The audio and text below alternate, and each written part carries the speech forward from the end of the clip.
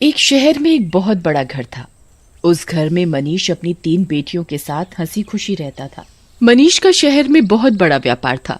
उसके घर में किसी चीज की कमी नहीं थी सिवाय एक चीज के। मनीष की बीवी की मौत एक कार एक्सीडेंट में हो गई थी, जिसकी कमी हमेशा उसे महसूस होती थी। मनीष ने अकेले ही अपनी बेटियों को पाला पोसा था। उसकी तीनों बेटियां बहुत ही सुंदर थी, पर उसकी सबसे छोटी बेटी छाया सबसे सुंदर थी। मनीष अपनी दोनों बड़ी बेटियों से बहुत प्यार करता था, पर सबसे छोटी बेटी छाया को वो बिल्कुल पसंद नहीं करता था। उसका कारण ये था कि छाया जब पैदा हुई थी तभी उसकी माँ की मौत एक कार एक्सीडेंट में हो गई थी।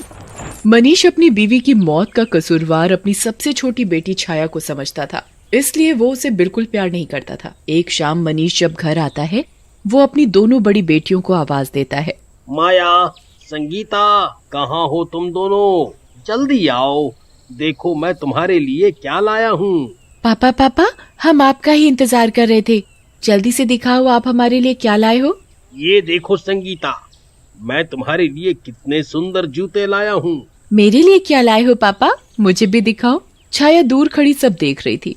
उसे लगा कि उसके पापा उसे अभी आवाज देकर बुलाएंगे और उसे भी कुछ देंगे। वो इंतजार करती रही, पर उसके पापा ने उसकी तरफ देखा भी नहीं। वो फिर डरते डरते अपने पापा के पास गई और धीरे से बोली, आप मेरे लिए क्या लाए हो? तुझे इस घर में खाने पीने को ढंग से मिल रहा है ना, तो उसी में खुश रह, समझी? ज्यादा उम्मीद मत लगा और जाकर अपना काम कर। छाया रोते रोते अपने कमरे में भाग जाती है। वो बहुत रोती है और अपनी माँ को बहुत याद करती है। छाया अपने पापा के दिल में भरे गुस्से को प्यार में बदलने की बहुत कोशिश करती थी। वो उनके लिए अच्छा अच्छा खाना बनाती थी, उनके सारे काम करती, पर सब बेकार था। मनीष को छाया पर ना तो कभी प्यार आता और ना ही तरस। एक दिन मनीष अपनी बेटियों के साथ बैठकर नाश्ता कर रहा होता है। मैं कुछ दिनों के लिए बाहर काम से जा रहा हूँ, तुम अपना ध्यान रखना और अच्छे से घर में रहना। आप कहाँ जा रहे हो पापा? क्या हम आपके साथ नहीं चल सकते? नहीं बेटा, दरअसल वहाँ आसपास काजीरंगा नाम का जंगल है, तो तुम्हें वहाँ ले जाना ठीक नहीं है। तुम लोग घर पर ही रहो और खूब मजे करना। संगीता, माया और छाया उदास हो जाते हैं। उदास मत हो, मैं जल्दी ही वापस आ जाऊंगा। चलो अब जल्दी से बताओ कि मैं तुम्हारे लिए वहाँ से क्या लेकर आऊं। मुझे एक सुंदर मोतियों की माला चाहिए। मैंने सुना है जहाँ आप जा रहे हो वहाँ के जंगलों में बहुत सुंदर फूल होते हैं, जो बिना पानी और मिट्टी के भी बहुत समय तक ताजा रहते हैं। मुझे वो फूल चाहिए।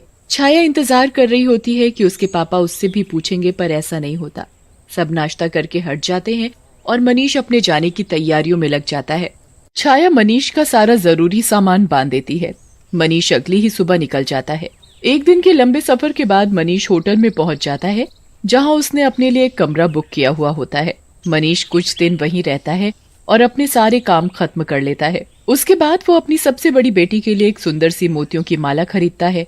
माला खरीदने के बाद मनीष सीधा जंगल की ओर निकल जाता है। वो माया के बताए फूलों को बहुत ढूंढता है, पर वो उसे कहीं नहीं मिलते। फूल ढूंढते ढूंढते वो जंगल के बहुत अंदर पहुंच जाता है। अचानक उसे एक बहुत सुंदर और अलग सा घर दिखाई देता है। मनीष धीरे धीरे उस घर की तरफ बढ़ता है। उसकी नजर अचानक से उस घर के बगीचे पर पड़ती है, जिसमें माया के बताए हुए फूल लगे हुए थे। मनीष उन फूलों को देखकर बहुत खुश हो जाता है। आखिर वो खुश हो भी क्यों ना, वो शाम से उन फूलों को ढूंढ रहा था। अब मनीष बिल्कुल भी वक्त बर्बाद न करते हुए उन फूलों को तोड़ लेता है और अपने ठेले में भरने लगता है। फूल तोड़ते ही मनीष को बहुत अजीब सा महसूस होता है। आसपास बहुत तेज हवा चलने लगती है और अजीब सी आवाज भी सुनाई देने लगती है। मनीष बहुत ही डर जाता है। वो जल्दी से वहां से भागने लगता है, पर वो अचानक किसी से टकरा जाता है। मनीष गर्दन उठाकर ऊपर देखता है तो उसकी आंखें फटी की फटी रह जाती हैं। उसके सामने एक बहुत खतरनाक भूत खड़ा होता है। भूत, भूत, मुझे जाने दो, मुझे जाने दो। ऐसे कैसे जाने दूं? तेरी हिम्मत कैसे हुई मेरे बगीचे से फूल तोड़ने की? अब मैं तुझे जिंदा नहीं छोड़ूंगा। भूत मनीष की गर्दन पकड़ लेता है और उसे मारने ही वाला होता है कि तभी मनीष रोने लगता है। मुझे जाने दो, मेरी 3 बेटियां हैं, वो मेरा घर पर इंतजार कर रही होंगी।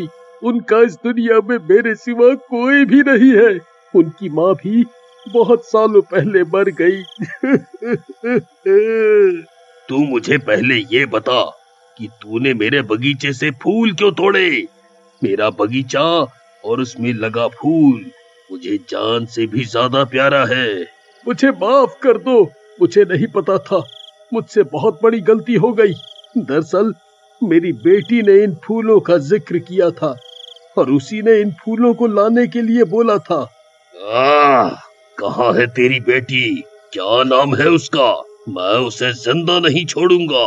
अब मुझे अपनी बेटी को ला कर दे, वरना मैं तेरी जान ले लूंगा। मनीष को कुछ समझ में नहीं आ रहा था कि वो क्या करे। उसे तो अपनी दोनों बड़ी बेटियां और अपनी जान बहुत प्यारी थी। उसे कुछ भी समझ में नहीं आ रहा था। अचानक उसे एक तरकीब सूझती है। वो सोचता है क्यों ना माया की जगह छाया का नाम उस भूत को बता दिया जाए, ताकि वो भूत माया की जगह छाया को खा जाए और हमेशा के लिए छाया की जिम्मेदारी उसके सर से दूर हो जाए। मनीष माया की जगह छाया का नाम उस भूत को बता देता है। जल्द से जल्द छाया को मेरे पास लेकर आ, वरना मैं तुझे जान से मार दूंगा। मुझे बस कल तक की मोहलत दो, मैं छाया को लेकर यहाँ आऊंगा। अगर तूने कोई भी चालाकी की तो ये अंगूठी तेरी जान ले लेगी, इसलिए बिना सोचे अपनी छाया को मेरे पास लेकर आ। मनीष जल्दी से अपने घर जाता है। संगीता, माया, छाया, कहाँ हो? तीनों दौड़ती हुई मनीष के पास आती हैं। इस बार मनीष संगीता और माया की जगह छाया को गले लगा लेता है। दरअसल ये सब उसकी चाल थी, ताकि वो छाया को बहला फुसलाकर उस जंगल में ले जाकर उस जंगल में छोड़ सके। छाया बहुत खुश हो जाती है। उसके पापा ने उसे पहली बार गले लगाया होता है। बेटी छाया, तुम्हें मेरे साथ अभी कहीं चलना होगा। कहाँ पापा? वो मैं तुम्हें अभी नहीं बता सकता। छाया बिना कोई सवाल किए अपने पापा के साथ चल पड़ती है। छाया पूरे रास्ते सोचती रहती है कि आखिर उसके पापा उसे कहाँ लेकर जा रहे हैं, पर डांट के डर से पूछने की हिम्मत नहीं कर पाती। मनीष छाया को जंगल में लेकर जाता है और छाया भी बिना कोई सवाल किए अपने पापा के साथ चलती रहती है। कुछ देर बाद वो भूत के घर पहुंच जाते हैं। मनीष छाया को उस घर के अंदर ले जाता है। घर के अंदर एक बहुत ही डरावना भूत बैठा होता है। छाया उस भूत को देखकर बुरी तरह चिल्लाने लगती है। बचाओ, बचाओ पापा, पापा मुझे ये कहाँ ले आए? मुझे घर जाना है, बचाओ, बचाओ पापा। अब तुझे यहीं रहना पड़ेगा, समझी? भूत अपनी अंगूठी मनीष के हाथ से निकाल लेता है। मनीष अपने घर चला जाता है। छाया रोती रह जाती है, पर मनीष एक बार भी उसकी तरफ पलट कर नहीं देखता। अब तुझे यहीं मेरे साथ इस घर में रहना पड़ेगा। मुझे जाने दो, मुझे छोड़ दो। भूत छाया की एक बात भी नहीं सुनता और उसे एक कमरे में बंद कर देता है। वो उसे बहुत डराया करता था और खाने को भी नहीं देता था। छाया दिन रात रोती रहती थी। एक दिन उस भूत के पैर में जादुई बगीचे से एक कांटा लग जाता है।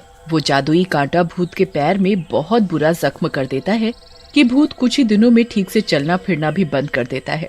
छाया को उस भूत पर तरस आने लगता है।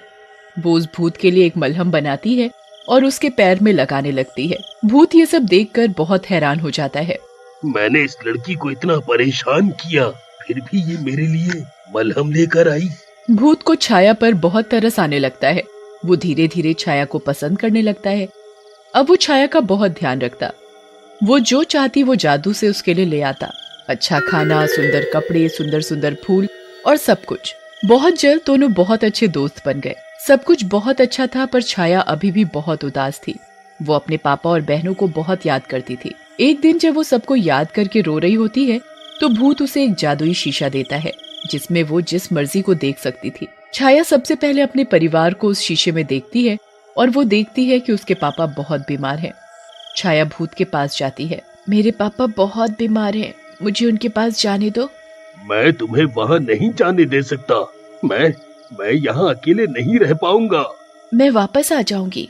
भूत छाया को उसके घर भेज देता है और उसे एक जादुई फूल देता है, जिसे सूंघने से उसके पापा बिल्कुल ठीक हो जाएं। छाया अपने परिवार से मिलकर बहुत खुश हो जाती है। वो अपने बीमार पापा के पास जाती है। पापा, आप कैसे हो? मैंने आपको बहुत याद किया। आप जल्दी से ये फूल सूंघ लो, इससे आप बिल्कुल ठीक हो जाओगे। मनीष फूल सूंघते ही बिल्कुल ठीक हो जाता है। अब उसे अपने किए पर बहुत पछतावा होता है। मुझे माफ कर दे बेटी, मैंने तेरे साथ बहुत बुरा किया। मुझ जैसा बुरा बाप किसी का नहीं होगा।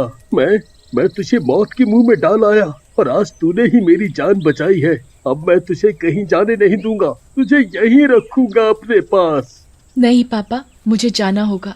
मैं वादा करके आई हूँ कि मैं वापस आ जाऊंगी, इसलिए मुझे अब वापस जाना होगा। मनीष और उसकी दोनों बड़ी बेटियां बहुत रोते हैं, पर छाया वहाँ से चली जाती है और उस भूत के पास पहुँच जाती है। मुझे बिल्कुल यकीन नहीं था कि तुम वापस आ जाओगी। मैंने बचपन से कभी अपने लिए किसी के दिल में प्यार नहीं देखा। सिर्फ तुम थे जिसने मुझे समझा, मेरा ध्यान रखा और खुश रखा। मैं तुम्हें पसंद करने लगी हूँ। मुझे फर्क नहीं पड़ता कि तुम कोई भूत हो। भूत छाया की ये बात सुनते ही एक सुंदर लड़के में बदल जाता है। छाया ये देखकर हैरान रह जाती है। तुम तो भूत थे, तुम कैसे बदल गए? दरअसल मैं भी तुम्हारी तरह एक साधारण इंसान हूँ और मेरा नाम गौरव है। एक दिन मैं इस जंगल में भटक गया।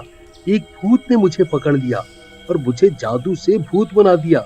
मेरा दिल भी भूतों की तरह कठोर हो गया था, पर धीरे धीरे तुम्हारी वजह से मैं बदलने लगा और लगता है आज तुम्हारी वजह से ही उस जादू का असर मेरे ऊपर से खत्म हो गया, क्योंकि उस भूत ने कहा था कि कोई सच्चे और अच्छे दिल वाली लड़की ही तुझे तेरे असली रूप में ला सकती है।